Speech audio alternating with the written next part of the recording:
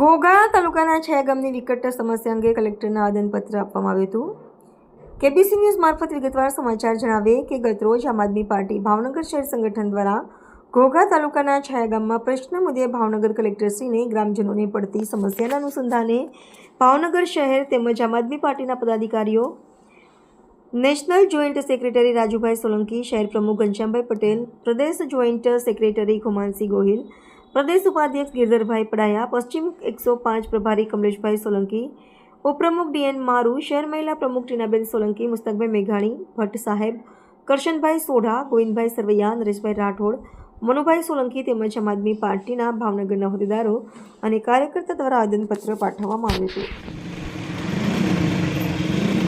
આમ Aadmi party national joint secretary Rajubhai Solanki આજ રોજ ભાવનગર ખાતે કલેક્ટર ઓફિસ ખાતે ઘોઘા તાલુકાના છાયા ગામના રહીશો, ત્યાંના આગેવાનો અને 18 વર્ણના લોકો દ્વારા આજે કલેક્ટર સાહેબને આવેદનપત્ર આપવામાં આવ્યું।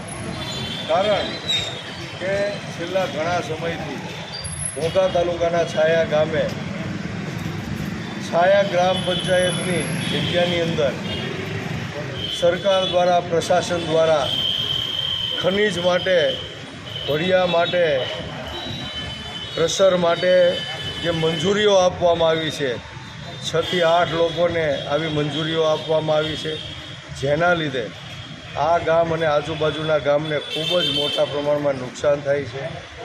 ત્યાં પર્યાવરણને ખૂબ મોટું નુકસાન થાય છે। અને બીજી વાત એ છે કે ગ્રામજનોની રજૂઆત એવી છે કે ત્યાં બાજુમાં જ અમુક અંતરે જ જે નિયમોની વિરુદ્ધ છે એવા અંતરે એક સરકારી શાળા આવેલી છે અને આ ગામ અને આજુબાજુના ગામના બાળકો આ શાળાની અંદર અભ્યાસ કરે છે, ભણે છે। એના લીધે આ બાળકોને ભણવામાં, એના અભ્યાસમાં ખૂબ જ ખલેલ પહોંચે છે। આવી અનેક સમસ્યાઓ છે, પર્યાવરણને પણ ખૂબ નુકસાન છે, ગ્રામજનોને પણ માટી અને ડસ્ટ ઉડી અને એના સ્વાસ્થ્યને પણ ખૂબ હાનિ પહોંચે છે। તો આવી અનેક રજૂઆતો લઈ અમે કલેક્ટરશ્રીને રજૂઆત કરી છે।